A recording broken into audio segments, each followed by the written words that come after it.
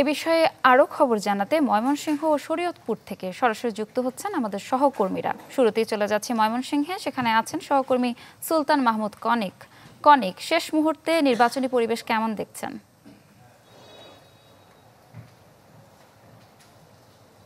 ইপসিতা, এখন আমি বর্তমানে যেখানে আছি সেটি ময়মনসিংহের জিমনেশিয়াম এলাকা এবং সার্কিট হাউস মাঠ।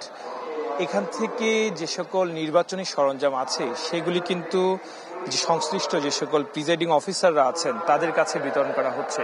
নির্বাচন সংশ্লিষ্ট যে সকল কর্মকর্তারা আছেন তাদের উপস্থিতিতে এই সকল নির্বাচনী সরঞ্জাম সেগুলি কিন্তু বিতরণ করা হচ্ছে।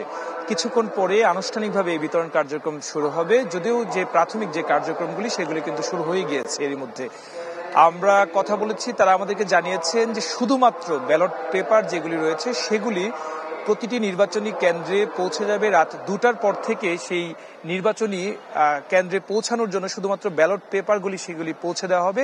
আইন শৃঙ্খলা বাহিনীর সদস্যরা সাথে থাকবেন, তাদের সমন্বয়ে কিন্তু এইগুলি পৌঁছে দেওয়া হবে। অর্থাৎ ভোটকে নিরপেক্ষ করার জন্য, সুষ্ঠু করার জন্য যে সকল পদক্ষেপ নেওয়া দরকার তার সবকিছুই নিয়ে রেখেছেন নির্বাচনী কর্মকর্তারা। আইন শৃঙ্খলা বাহিনীর সদস্যরা পর্যাপ্ত পরিমাণে মোতায়েন রয়েছে। আমরা দেখেছি যে প্রথম ধাপেও যে নির্বাচন অনুষ্ঠিত হয়েছে ময়মনসিংহে, সেখানে 3টি উপজেলা নির্বাচন অনুষ্ঠিত হয়েছিল, সেখানেও বড় কোনো ধরনের সহিংসতা, অপ্রীতিকর ঘটনার খবর আমাদের কাছে পৌঁছায়নি। যদিও ভোটার উপস্থিতি ছিল তুলনামূলকভাবে অনেক কম, অর্থাৎ প্রত্যাশা অনুযায়ী ভোটার উপস্থিতি ছিল না। তো এই নির্বাচনেও 3টি উপজেলা পরিষদে নির্বাচন অনুষ্ঠিত হচ্ছে, ময়মনসিংহ সদর, গৌরীপুর এবং মুক্তাগাছা উপজেলায়। তো আগামীকালকে পরিবেশ কেমন হয় সেটি আসলে দেখার জন্য অপেক্ষায় থাকতে হবে। ইফসিতা, অনেক ধন্যবাদ আপনাকে। এবার শরীয়তপুর থেকে সরাসরি যোগ দিচ্ছেন সহকর্মী নুরুল আমিন রবিন।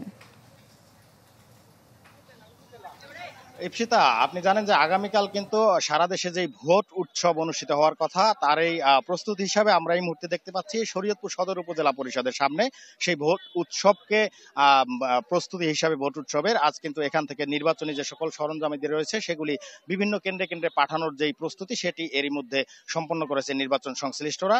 এখানে আমরা সকাল 10টা থেকেই দেখেছি এখানকার যে সকল আনসার সদস্যরা রয়েছে, পুলিশ সদস্যরা রয়েছে এবং নির্বাচন সংশ্লিষ্ট যে সকল কর্মকর্তারা রয়েছেন তারা এবং সকাল 11:30 থেকে এই সকল নির্বাচন সামগ্রী বিতরণ করার কথা ছিল। তবে কিছুটা বিলম্ব হচ্ছে এই মুহূর্তে। আমি কিছুক্ষণ আগে উপজেলা নির্বাচন কর্মকর্তার সাথে কথা বলেছি, তিনি যেটি বলছেন যে এই মুহূর্তে উপজেলা পরিষদের ভবনের ভেতরে একটি বৈঠক চলমান রয়েছে। নির্বাচন সংশ্লিষ্ট যে সকল কর্মকর্তা, আইন শৃঙ্খলা রক্ষাকারী বাহিনীর সদস্যরা রয়েছেন তাদের সমন্বয়ে সেই মিটিংটি চলছে। সেই মিটিং শেষেই মূলত এ সকল নির্বাচনী সরঞ্জাম বিতরণ করা হবে। এছাড়া শরীয়তপুরে কিন্তু 2টি উপজেলা আগামীকাল নির্বাচন অনুষ্ঠিত হওয়ার কথা রয়েছে, শরীয়তপুর সদর এবং জাজিরা।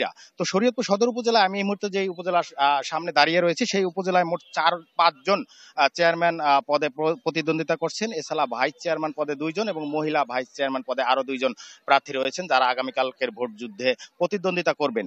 এর মধ্যে মোট 1,92,718 জন ভোটার তাদের ভোটাধিকার প্রয়োগ করবে এবং শরীয়তপুর সদর উপজেলায় মোট 70টি কেন্দ্রের 501টি ভোট কক্ষে মূলত ভোট গ্রহণ অনুষ্ঠিত হবে এবং এরই লক্ষ্যে কিন্তু শরীয়তপুরের যে সকল নির্বাচন সংশ্লিষ্ট হচ্ছে তারা সব ধরনের প্রস্তুতি সম্পন্ন করেছেন এবং ভোটার যারা রয়েছেন তারাও কিন্তু অধীর আগ্রহে অপেক্ষা করছেন আগামীকাল সকালে তাদের যেই ভোটাধিকার রয়েছে সেই ভোটাধিকার প্রয়োগের মাধ্যমে তাদের পছন্দের জনপ্রতিনিধি নির্বাচন করার জন্য।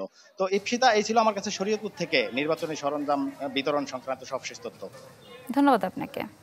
দর্শক, উপজেলা নির্বাচনের খবর জানছিলাম আমাদের সহকর্মীদের কাছ থেকে।